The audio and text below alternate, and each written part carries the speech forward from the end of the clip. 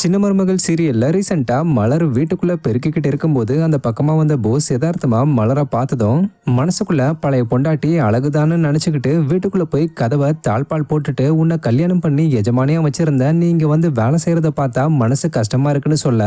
அதுக்கு மலர் உங்களுக்கு என்ன வேணும்னு கேட்க,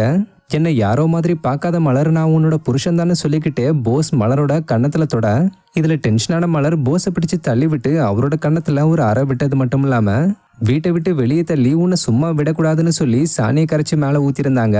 இந்த நிலையில இந்த சீன் மேக்கிங் எப்ப எடுக்கப்பட்ட பிடிஎஸ் வீடியோவை மலரா நடிச்சுக்கிட்டு வர ஆக்ட்ரஸ் புனிதா ரீசெண்டா ஷேர் பண்ணியிருக்காங்க.